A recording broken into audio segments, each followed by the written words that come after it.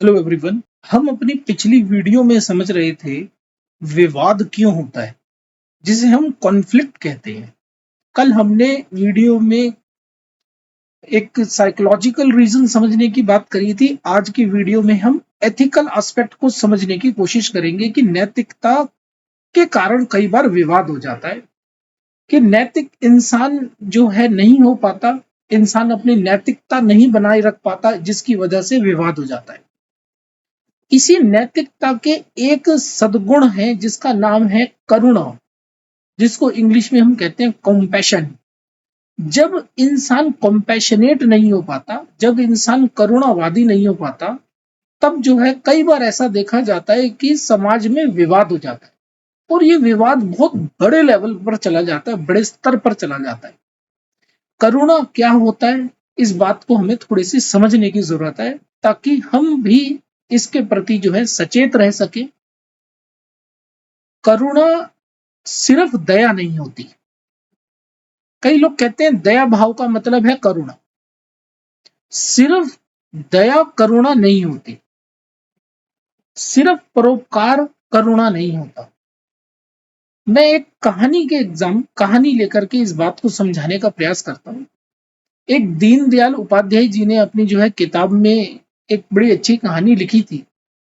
उन्होंने लिखा कि वो मथुरा में एक यमुना के किनारे रहते थे, और जब वो यमुना के किनारे रहते थे तो वहां पर कुएं जो होते थे वो ज्यादा गहरे नहीं होते थे, तो उनमें पानी जो होता था बड़े जमीन के नीचे से ही निकल आता था। ज्यादा गहरा जो है पानी करने की जरूरत नहीं पड़ती थी, क्योंकि सामने यमुना जारी होती थी। एक बार दीनदयाल उपाध्याय जी को पता लगा उनके घर के वहां एक कुआं है और उसमें एक इंसान गिर गया। वो जाते हैं उसके पास उसकी मदद करने के लिए, और वो कुएं में हाथ देते हैं, एक दम पे उसको नीचे डालते हैं, उसको बोलते हैं भाई आजा। फिर उनका हाथ वहां तक पहुंच नहीं पाता, तो फिर उन्हें लगता है कि अगर मैं और ज्यादा, अगर मैंने बेंड करने की कोशिश करी, अपने आप को और ज्यादा झुका अगर मैं कुएं में, तो हो सकता है मैं ही गिर जाऊं। तो फिर वो जो कुएं में इंसान होता है उसको कहते हैं अरे अपना हाथ भी तो ऊपर उठा। तो फिर वो अपना हाथ ऊपर उठाता है और ये अपना हाथ नीचे करते हैं और इसको पकड़कर ऊपर ले जाते हैं। इस कहानी से हमें बहुत कुछ सीखने को मिलता है। जीवन में जो ऊपर स्थान पर बैठे हुए हैं, उच्च स्थान पर बैठे हुए हैं, हायर अथॉरिटीज पर बैठे हुए हैं, समाज ने उनको ऊंचे स्थान पर बिठाया है, या उनके पास पैसों की वजह से वो ऊंचे स्थान पर बैठे हुए हैं, या राजनेता ऊंची स्थान पर बैठा हुआ है, या शिक्षा के कारण कोई ऊंचे स्थान पर बैठा हुआ है।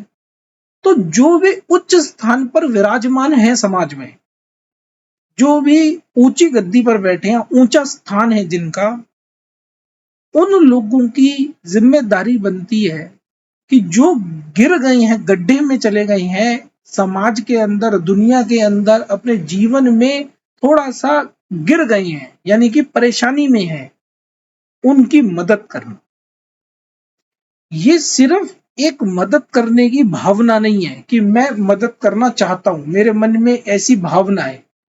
अगर दीनदयाल उपाध्याय जी के मन में सिर्फ भावना होती कि मेरे मन में भावना है कुएं में कोई गिरा है, मैं उसको बचाना चाहता हूं, लेकिन वो बचाने ना जाते, तो वो कहते हैं तुम्हें मन में भावना भी होनी चाहिए, दया भी होनी चाहिए। मेरे मन में बड़ी दया है कि आजकल गर्मियां हैं बहुत ज्यादा, और जो है पक्षी उड़ रहे होंगे बेचारे, जो है बहुत प्यासे होंगे, मेरे मन में दया है उनके लिए, लेकिन मैंने उनके लिए कोई पानी नहीं रखा। तो इसका मतलब है दया तो है मेरे मन में, लेकिन मेरे मन में करुणा नहीं है। मेरे मन में एक हेल्प करने की फीलिंग हो सकती है, लेकिन मेरे मन में कंपैशन की फीलिंग नहीं है। I am not a compassionate person. मैं करुणावादी इंसान नहीं हूं। मेरे मन में दया तो है जानवरों के प्रति, गरीबों के प्रति, लेकिन मैं गरीबों की मदद नहीं करता।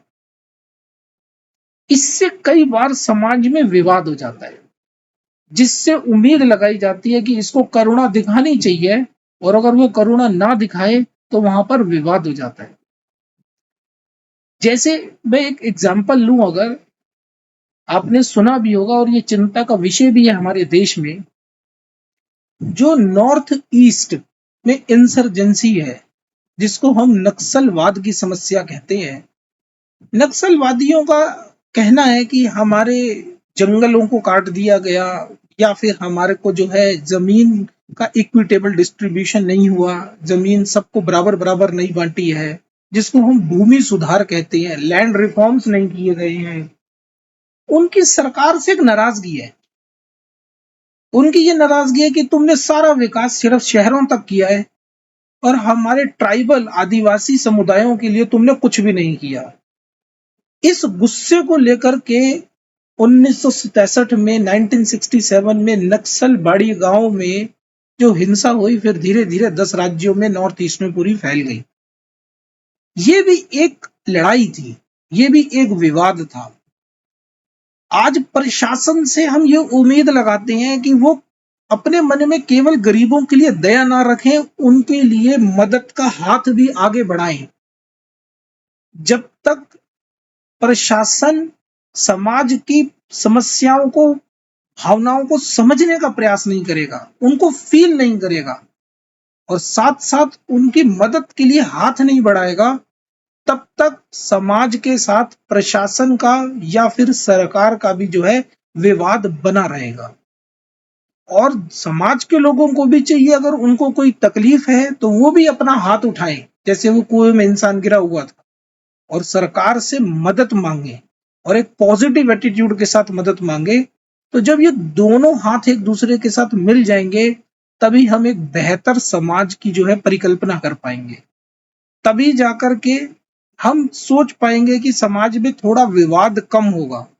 इसीलिए आज समाज का सरकार के साथ, प्रशासन के साथ विवाद होता है। इसी को लेकर के समाजवाद की विचारधारा उठी, इसी को लेकर के कार्ल मार्क्स ने अपने विचार दिए समाजवाद के।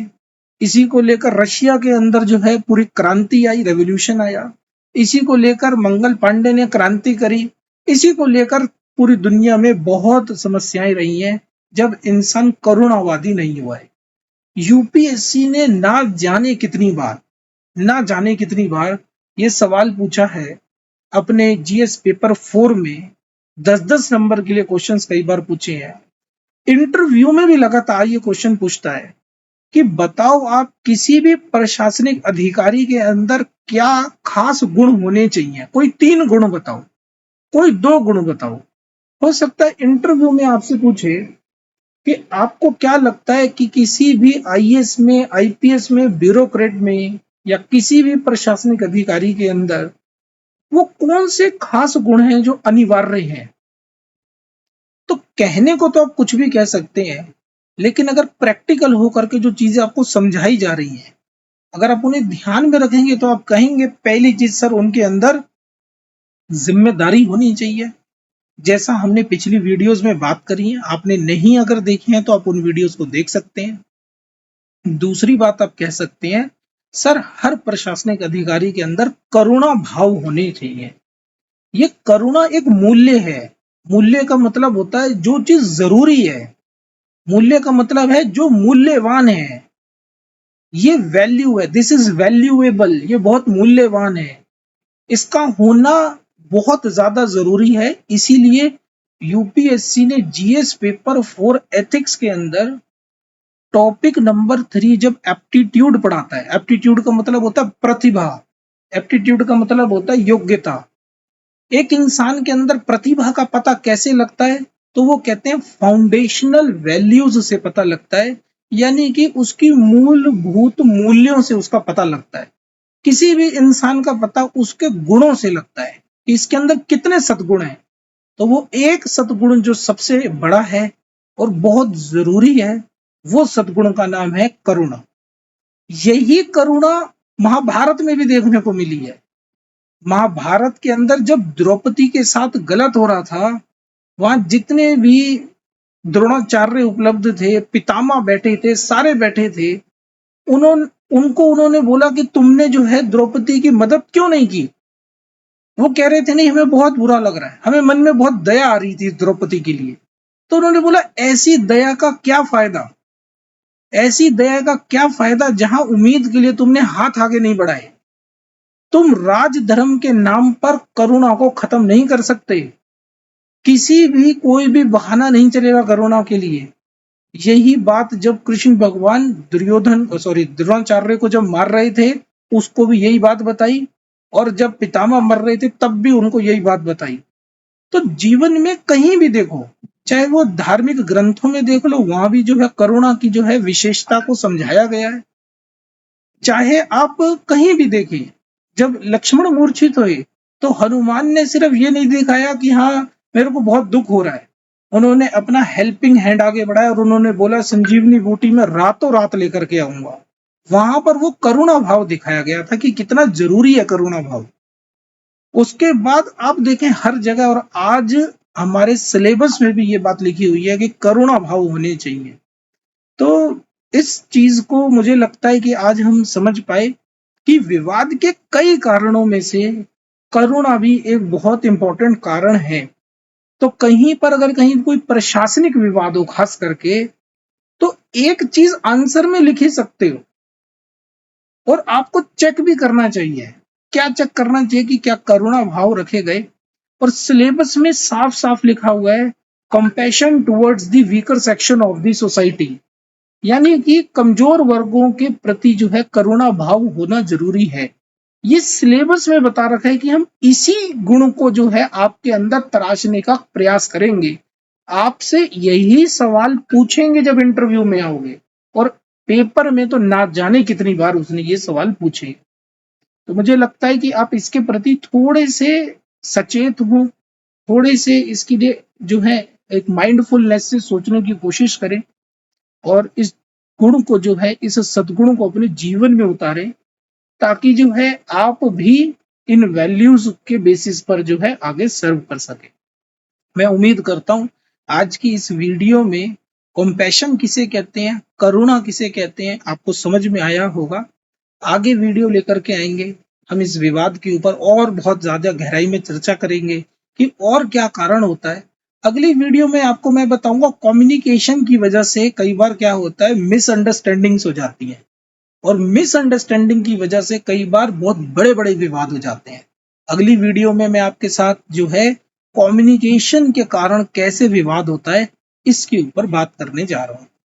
ये वीडियोस के लिए हमने एक प्लेलिस्ट बना रखी है, उस प्लेलिस्ट में हमने सारे सीक्वेंस में सारी वीडियो डाल रखी है।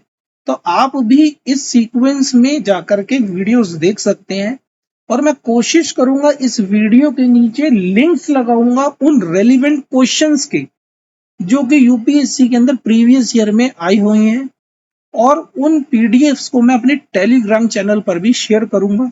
हमारे टेलीग्राम चैनल का नाम है ब्राइट करियर मेकर। मुझे लगता है आप ऑलरेडी सब्सक्राइब्ड होंगे, अगर नहीं है तो आप जो है वहां से भी जो है रिसोर्सेज ले सकते हैं। आज हम अपनी वीडियो को यहीं पर ही जो है एंड करेंगे। Thank you so much.